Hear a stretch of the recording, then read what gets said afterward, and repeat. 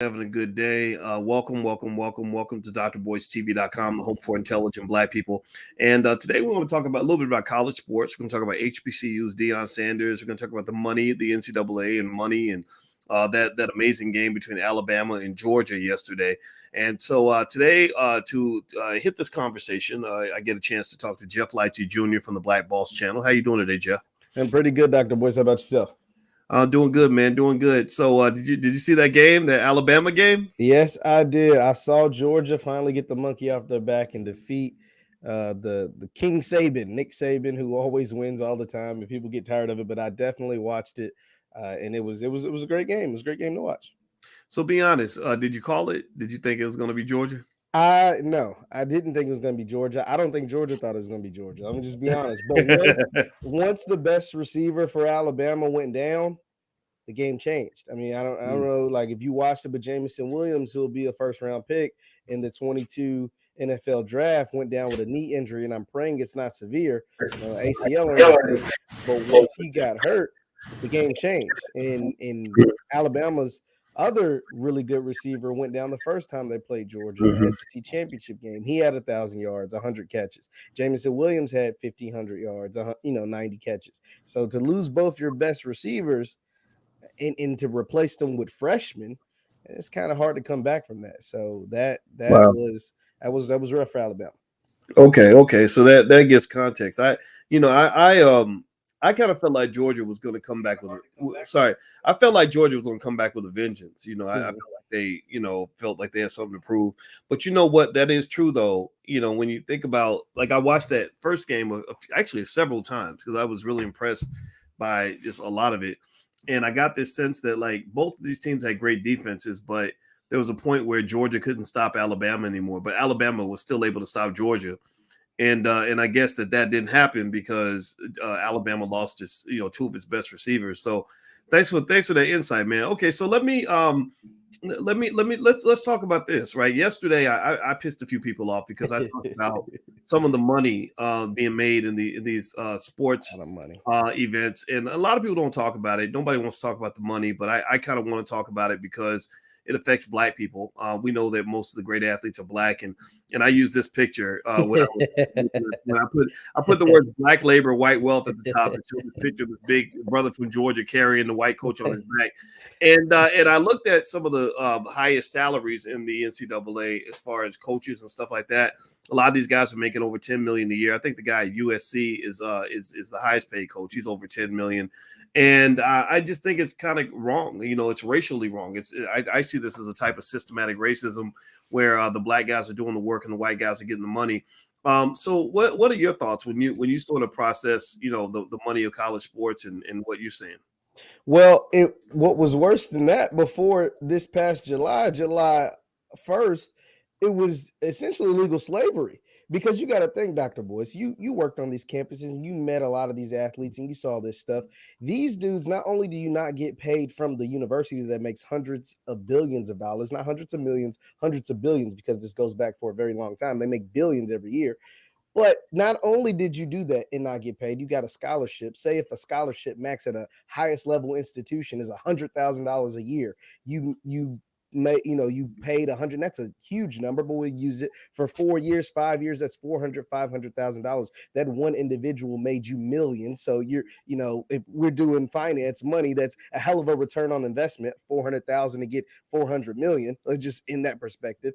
But these guys couldn't, until this past July, they couldn't even sign autographs and get money for it. They couldn't even get endorsement deals. They couldn't work jobs. Like, through your scholarship, you couldn't work jobs. You couldn't do anything. So you literally were solely dependent on Massa or on the university. My bad. I'm sorry. But like, do you get what I'm saying? Like, so it was literally modern day slavery up until this past July. And finally, the damn Supreme Court, even though, last I checked, Supreme Court been around a long time. It took until 2021, the Supreme Court to be like, yo, this shit ain't right. Like, yo, this is literally slavery taking place. These kids can't work. These kids can't earn a living. And they don't get paid from the university, yet they make these universities billions every single year. At least we can allow them to go get an endorsement deal. At least we get, if Dr. Boyce wants to buy them a cheeseburger, at least they can get a cheeseburger. Like we suspending them and taking away their eligibility and their chance of a livelihood at the professional level just because they going to bed hungry. You know what I'm saying? Like it was the famous story of Shabazz Napier, who played for UConn, who said, "Yo, I won a national champion, and everybody think I'm riding high, but I go back to my dorm room and I got to heat up a pack of noodles because I can afford to go get something to eat." It's like, wow. And so they changed a rule, something similar back then, and then they finally allowed the kids to make money. Look, I completely understand it, because the reason why it affects Black folks, and not just those athletes, but the Black community, is because who is all this money going to? Like, where is this money going to? It's going to a white university owned by white people, or that's funded by the white government. So where, like, you talk about balancing things, and people say, oh, all things are created equal. Well, that don't sound equal to me. I know in the past you have talked about big government buildings. Well, that's essentially what college campuses are.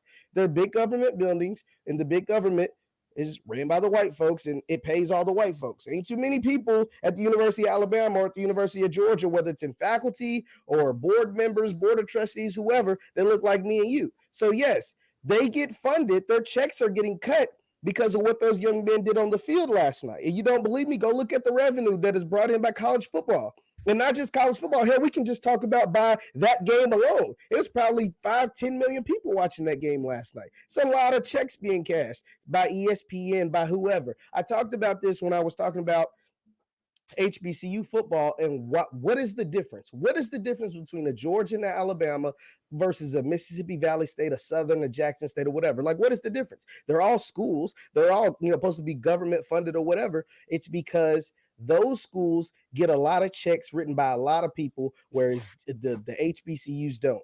And they all got Black players, but the Black players are choosing to go to those schools because of all those checks that are being cut and can be financed to their education, to what they can produce on the field. So that is literally the only difference, is the resources. So when we talk about when whether it's Dr. Boyce or Dr. Anderson or whoever's talking about reparations, we're not just talking about reparations as far as cash value or whatever. We're talking about the changing of the resources, even at the collegiate level, because that all of that makes sense. The only reason why those big, strong, fast Black men are going to Georgia and Alabama versus the schools that have professors and fan bases and people that look like them is because of the resources. Point blank, period. That's it. Well, let me show you. You got some of these stats here. This is a list that I found on Alabama.com, AL.com, of the 2019 revenue, pre-pandemic revenue That's of 1 year, Doc. Top programs. What? Say it again. That's 1 year. Look at those numbers. Yeah, university. How many of y'all knew? Give me a yes or no. How many of y'all knew the University of Texas made almost $250 million in 1 year in college sports? University of Texas made 223 million. Texas A&M 212 million. Ohio State 210 million. Alabama's number 7 at 164 million.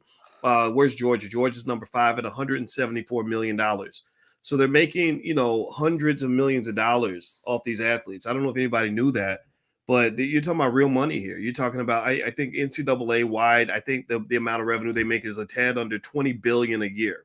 $20 billion a year. And what I want Black people to understand is, just kind of hear me on this. These are your athletes that are making this money. Y'all know what it is. Y'all know what it is. I mean, I always point out pictures like this where you see some little scrawny white guy surrounded by a bunch of big, strong brothers who could either be in the NFL or they, if they're not in the NFL, they want to send them to prison, right? They're like, we don't want guys like this running the street, right? So ultimately, because they can't put them in prison, they got them on the football field. Either way, they're going to make money from them. And I see these pictures all the time. And what this is a reflection of reality. This is a reflection of the fact that these athletes are the ones doing all this work. And the guy in the middle is the one who's getting all the money. So this is kind of like pimping. It's racialized pimping, because I've never seen anybody who ever watched a football game just so they could see the coach. They always want to see the athletes. They don't want to see the coach. So let's talk about Deion. One thing to add to that, though, Doc. One thing to add to that also is that you see that was Nick Saban in that picture. You see him; he's 70 years old, right? So he can do what he does till you're 70. These boys can't play football till you're 70, right? So they end up left out with all the injuries, everything that came from playing the game, right? Whether it's CTE, messed up ankles, arthritis, broken bones, you can't walk right or whatever. You get all the injuries or whatever, and you get a fraction, like very, very small fraction of whatever it comes with it. Now, sometimes it can be life-changing money, but compared to what you just showed in the 1 year versus whatever, these teams, whether it's universities or NFL teams or whatever, offers those kids, these young men, it doesn't even compare. And you can only do it for so long. So that's also like, people really have to think about those things. And when we put those on a macro scale and really look at it, it's like, yeah, we love this sport, but who is what, like, these figures aren't just made up. Like, somebody's getting paid with that 200, 100, like, who's getting this money, and why isn't it benefiting not just these young men, but these communities these young men come from? Because the only reason why they play the sport is to get out of poverty. Like, they play the sport, like, they love the sport, but they see it as a way out, because the communities that they're coming from is in shambles. And that's a lot of things people don't like to talk about. Everybody, I'm talking to Jeff Lightsey Jr. from the Black Boss Channel. We're talking about all the big money being made in college sports from Black athletes. You can follow Jeff at jlightsey7 on Instagram. So everybody go follow Jeff for sure. Hit the thumbs up button. Thumbs up, thumbs up, thumbs up. Also, this weekend, if you want to learn about things like crypto and stock options and real estate and stuff like that, we are having a generational wealth conference in the Black Business School. If you're interested, we start Saturday morning. It's virtual. You can watch from home. You can go to generationalwealthconference.com. We have, I want to say, about 10 different experts. I think Ash Cash is coming to talk about how to write a book. You got Julian Gordon coming to talk about real estate. We have a lot of great people there that are going to really help you in all the areas, tax strategies, insurance, all the stuff you want to know. The Generational Wealth Conference is going to be great. So feel free to go to generationalwealthconference.com, or you can also go to boycewatkins.com to get more information. All right. So let's switch then a little bit, Jeff. I want to ask you about Deion Sanders recently, and this links to big money. When Deion Sanders, signed some of these really great players that are going to Jackson State, and he's doing a great job down there. A lot of people seem to feel that he took their property. They seem to act like, like he stole something from them. And he did, because he did. And the reason why, this is why I say this though, Doc, because that's the way they look at them. See, you just showed those numbers and those figures of what that looks like for the Texas and the Texas A&M, these big white institutions, right? But when Coach Prime, Deion Sanders, comes in and takes one of those guys, well, you put one hole in a boat, it might just be, or in a ceiling, it might just be a little dribble, but eventually that hole gets bigger. Oh, there's another one, and bigger and bigger. And what these people, whether it's fan bases or the people that's seeing the actual money, they see that hole can actually expand. Because what happens is these young kids like Travis Hunter, who's the #1 player in the country, or Kevin Coleman, who was a top 50 player in the country, the reason why they're choosing to go play for Coach Prime and go to Jackson State is because they can play at a school for a coach that looks like them, that acts like them, that talks like them, for coaches that all do the same, and then a fan base that looks like them, talks like them, acts like them. See, when you go to these big white institutions, whether it's Ohio State, Texas A&M, or whoever, you might play in front of 100,000 fans. But what does 90,000 of those fans look like?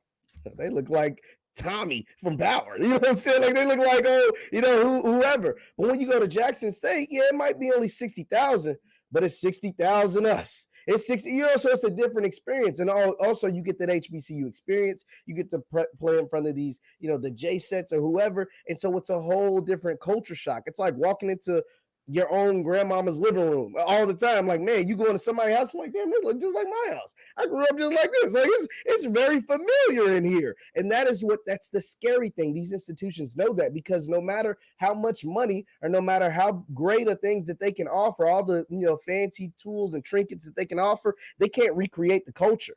They can't. They just simply can't. And so that is why they feel like he is actually stealing players from them. And if enough players see what's going on, not just there, but at Grambling, but at Southern, but at whoever, they might choose to actually go there, because it actually fits them more like a glove. And whereas we have to try to, maneuver and manipulate things and get our coaches to do stuff, try to act cool.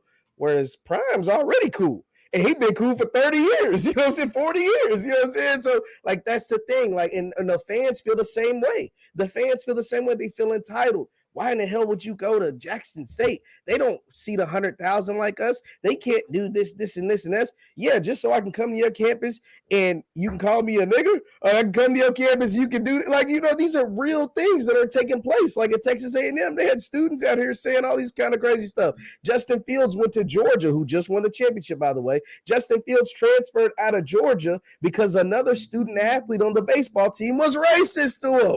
You get what I'm saying? You don't have to deal with that when you go to Southern. Because guess what? If I call you a nigga, you call me a nigga, we look the same. It's all love. Like, it's all that, whether it's right or wrong, but it's the truth. It's not, a form of racism. So that is why they feel like he is stealing from them, because in their minds, he really is.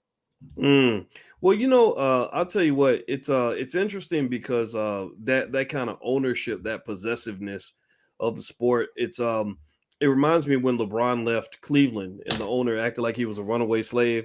like you're not allowed to make your own decisions for your own life. And I wonder how that's going to play out in terms of driving revenue for HBCUs. I like the fact that they are starting to fill up the stadiums, just like the white schools can. I wonder what the response is going to be in terms of what the white schools are going to offer. Because I've just seen, players get a lot of little trinkets and stuff like that, and, suitcases full of money and stuff, all kinds of stuff. So I'm wondering how that's going to play out. I mean, I'm really happy that Prime is getting the black athletes to come to the black universities. I think it's real fascinating. I don't think there's any other ethnic group that has this problem where you can't get your own people to want to be around their own people. It's weird that Black people actually want to go and work with other Black people and generate revenue for other Black people. It's and it makes me think about Dr. Claude Anderson's book, Black Labor, White Wealth. That's why, that image that I had thrown up earlier, the University of Georgia player carrying the white coach on his back, to me, that was a great, a great microcosm. There's the image in case y'all didn't see it. It's a great microcosm of college sports. These big buck Negroes carrying these rich white guys on their back. This guy's getting almost nothing for his labor. He's getting, he's getting a little scholarship, but scholarships don't cost nothing. I was a university professor. It don't cost nothing to put an extra student in your class. It's easy, right? And this coach is making, of course he's smiling. He's happy because his horses made him an extra $7-8 million, in income last year.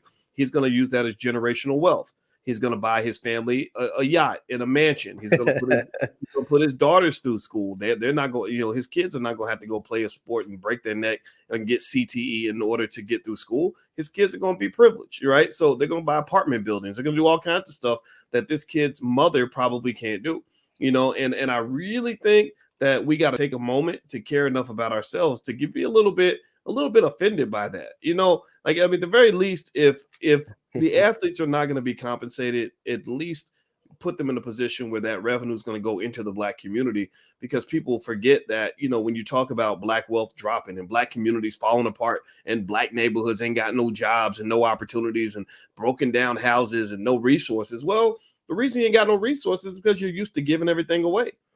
Absolutely. If you keep giving it all, your athletes are your greatest resource. Why are you giving your greatest resource away? And why are Negroes defending this system where Black people do not benefit in any substantial way? So I'll let you get the last word on this, Jeff. So what do you think this is going to go forward? Do you think that more HBCUs are going to start, bringing in more of the top line recruits and really sort of boosting their bottom lines as well? I believe they will, as long as they can hold, like, they have to protect Deion Sanders like they protect the president. Because what's going to happen is some institution is going to try to pull him away from the HBCUs. And then when that happens, and if it's going to happen, it's not when, it's if. It's not if, it's when. And when it does happen, his response. He says he's called by God to be at Jackson State to provoke the change and to try to level the playing field. Well, the only way to do that is if more recruits can come. And as more recruits and more top players become coaches, or more top coaches come to these institutions, these universities. The only reason why they don't is because the universities can't pay them like the big white institutions, the big white universities. And the only reason why the big white universities can, as opposed to like a Jackson State, is because they integrated in the 60s. All right? And so the integration is really what changed everything. The integration, because you got to think 40, 50, 60 years ago, black folks couldn't go to Georgia. Black folks couldn't go to Alabama. I know the man who integrated the SEC. His name is Nate Northington. You can look it up. He integrated the SEC in the 60s. He's still alive. Like, he is still very much well alive and able-bodied. And once he integrated the SEC back in the 60s at the University of Kentucky, that is when you got to see all these guys go to Alabama, Ole Miss, LSU, wherever. They wasn't happy about it. The student body and the general public at large that were in those states, especially like a Mississippi and Alabama, wasn't too happy about it. We've seen the images about, Ruby Dee getting escorted into school by the National Guard and stuff like that. Like that wasn't that long ago. These people are still alive. But when that integration took place is when their bottom line skyrocketed and our wealth and communities plummeted.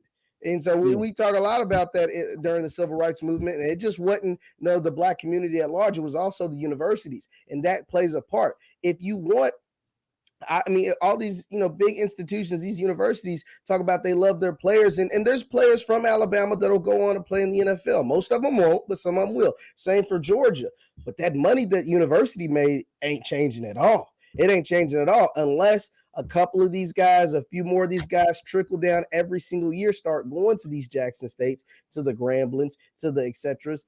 Then we're going to see a push for teams to try to go grab a Deion Sanders and try to make that flip. Because as long as he's there, other people are going to feel inspired.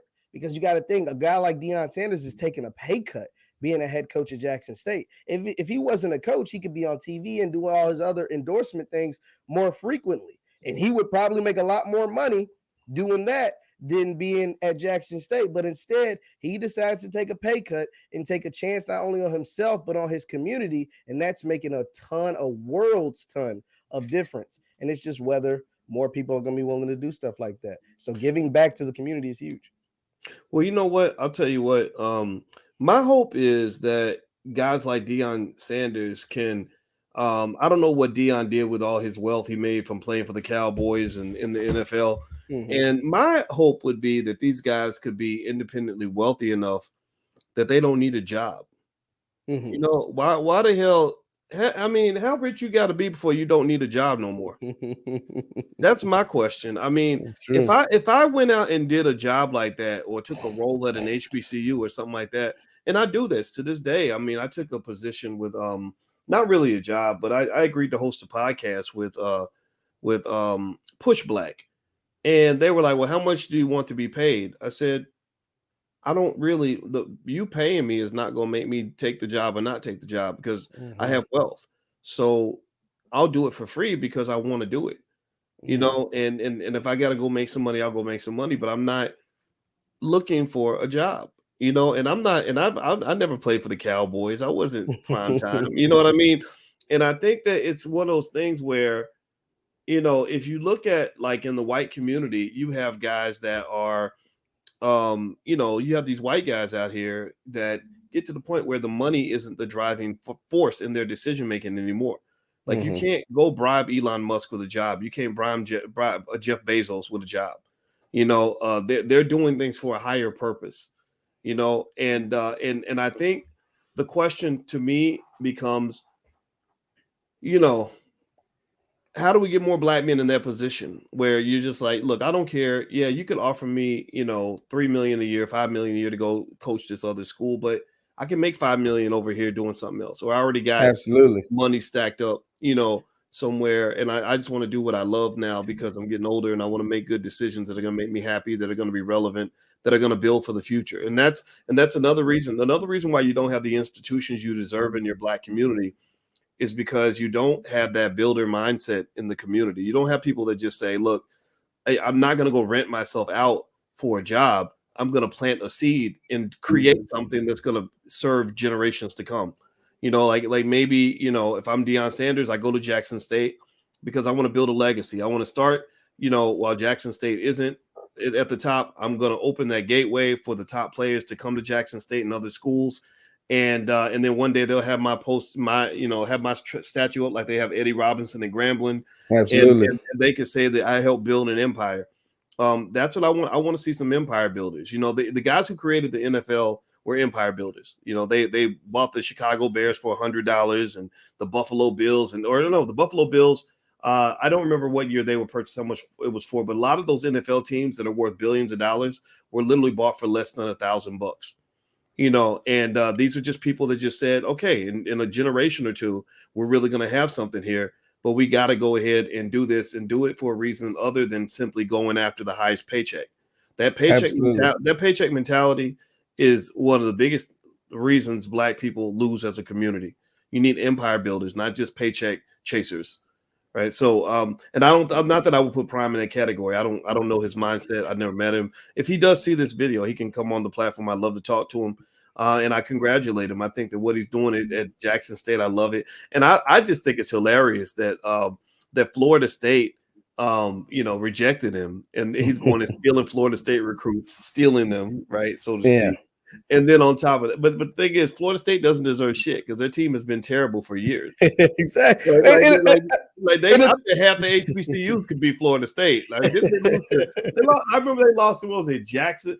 Jacksonville State. Jacksonville State. Yeah, they're losing to community colleges now. So what the Seminoles ain't, y'all ain't had nothing really going on since the 90s anyway. So just be quiet. The other thing about what you're saying, Doc, too, is that the appreciation for Prime will never be what it like at Florida State. What he's done in 1 year for not only Jackson State, but for HBCUs, period. Not just HBCU sports, not just Jackson, not the SWAC, for HBCUs, period. In 1 year, what he's done. They will never appreciate him at Florida State like that. What the man has done in 1 year. Imagine, like you said, a nation building or builders, what he could do in 10 years. The impact, these are the things off the top of my head I can tell you what Deion Sanders has done for HBCUs in the 1 year he's been there. So for the city of Jackson, Mississippi, they're saying that he brought in $30 million for the entire city in 4 months. That was a record. I think it's more than that. I think that's some low numbers. I think it was more than 30 million, but 30 million is a record anyway. He set the attendance record for not HBCU attendance, FCS, all the FCS schools. He set the attendance record, broke it that was also held by Jackson State. Not to mention his contribution, him saying he's going to Jackson State, put Eddie George, a former NFL player who also doesn't need money, go to Tennessee State. He's going to build that program up. And also that led to Hugh Jackson being hired at Grambling, former NFL coach, doesn't need a bunch of money. He's going to build that program up. These are things he's done in 1 year. Also, Jackson State won the SWAC East, won the SWAC championship, played in the Celebration Bowl that had the second most viewers ever, sold out the Celebration Bowl, which is the HBCU, basically like the national championship for the first time ever. So they sold it out so much that they had to put in, first of all, the Celebration Bowl was averaging about like 35,000 people, 38,000 on a good year. They sold it out at 45,000. They had to open up more seats to 48,000. Then they had to open up a 1,000 standing room only tickets. Like, this is what he did in 1 year. This is what one man's decision, I ain't gonna one man, but one man's decision has done for an HBCU or Black community in 1 year. Imagine what 10 Deion Sanders could do. Now, there's only one Prime, there's only one of him, but like-minded people could do like him. Imagine what 10 could do. Imagine what he could do in 10 years. Imagine what 10 of them could do in 20 years or 10 years. Like, this would be game-changing. This would literally lift your community up in a matter of a decade, a matter of half a decade. Like, this is why it matters so much, because I'm not saying look at those Texas figures and think you're going to get that. But even if you got a fraction of that, them folks making $240 million a year. $240 million a year. Imagine if you get a fraction of that. We ain't saying you're going to get all of it, but eventually you want to get there, but we ain't saying you're going to get all of it overnight. But if you get a fraction of that, that's going to change not only your life, but your community. But a lot of folks are saying, oh, that's not realistic, or, oh, we got to just keep the status quo. For what? The status quo clearly isn't benefiting you the way it should. So why wouldn't you want to provoke change? Or why wouldn't you want to change something? That's why what he is doing is so magnificent, because of all those things and more. And that's just what he's been able to do in one calendar year. I can't wait to see what the future's like, because I know he's been, and I forgot to mention, he also brought in the #1 overall player ever, the first one ever 5-star to choose not just an HBCU, but an FCS program. FCS has over 100 schools. He's the first 5-star to ever choose an FCS program. Yeah, Prime also did that. So just imagine, because he came in with a different mindset. He didn't come in, not to say no disrespect to all the other HBCU coaches or former SWAC coaches or whatever, but he didn't come in with a woe is me mindset, or we can't do that because we're Jackson State mindset, or a loser mindset. He came in like, yo, I'm Prime. I've been a winner my whole life. I was a winner when I went to Florida State. Florida State wasn't popping before me. I got Florida State popping. You know what I mean? Like, folks in the NFL and the Falcons weren't popping before Prime. I got them popping. Then I went to San Francisco one year, won a Super Bowl. Next year, I bounced to the Cowboys, won a Super Bowl. So I've been him. So he's been him. He's got like that alpha masculine energy. So he just brought that to Jackson State. And he's doing the same thing he's been doing since he's been in the public spotlight over 30 years. And it's working. I wonder if he's going to stay when he has, how many sons that play for Jackson State? 1 or 2? He's got 2. Yeah, I wonder if he's going to stay after his sons are gone. That's realistically, if you're just being realistic, that's the timeline. People like me or whoever, I would love to see him stay 5, 10, 15, 20 years. But his sons are freshmen. One was just finished his true freshman year. The other had a redshirt COVID freshman year. So they have technically 4 years. And then Travis, which is the guy he just got, which is the #1 player, you realistically wouldn't think he would leave before those guys left. So that is the thing to watch out if you're just being realistic and being a real fan of the sport. But in my opinion, once again, a lot of coaches go move up because they need the money. Well, Prime don't need the money, and the impact that Prime could make at Jackson State, what he's made in 1 year and what he can make in 10 years or 15 or Lord willing 15, 20 years. There's nothing he could do at a Florida State or a Georgia, Alabama that can even match what he's did in 1 year for HBCU culture. Like, there's nothing. He can win 10 championships at Florida State. Because that's what everybody, because Florida State look like they're going to fire their coach soon. So, like, they think he's just going to bounce over to Florida State. He could go to Florida State and win 10 championships. 10. 20, you know what I'm saying? He can win 10 championships. They will never love him the way he is loved at Jackson State after 1. Because no matter what, he's always going to be, he's just going to be, Prime. He's going to be Deion Sanders. He's just going to be a black man. Let's just be honest. He's just going to be a black man. But at Jackson State, that love, that impact, and not just Jackson State, all these HBCUs across the country will forever love him, are honestly forever indebted to him, because I think that mindset has now been flipped in all aspects. Like, yo, we can really do this. Like, at first, it just took one person, it took a trendsetter, and for every trend, there's a trendsetter. And so Prime, no offense, there wasn't a trendsetter yet. He came and become that trendsetter, show that you can get 5 stars, show that you can get 4 stars, show that you can play on national television and get big time commercials or whatever. Like, that just hadn't happened before, at least hadn't happened for a long time. And now folks are like, yo, I know I can do that. I can do that too. And so that mindset has now been flipped, and the rest of them are forever indebted to him, honestly. All right. Well, everybody, this is Jeff Licey Jr. from the Black Boss Channel. Make sure you subscribe at theblackbosschannel.com, where black men control the conversation. Jeff does sports commentary every single day. Everybody go subscribe and put a yes in the chat if you are going to go subscribe, because this is where we're building black-owned media. And Jeff is one of the best at what he does. And also follow Jeff at JLightsy7 on Instagram. That's his Instagram right there, JLightsy7. Last point, last but not least, those of you that are interested in wealth, feel free to join us this weekend. This weekend, we're having the Generational Wealth Conference in the Black Business School.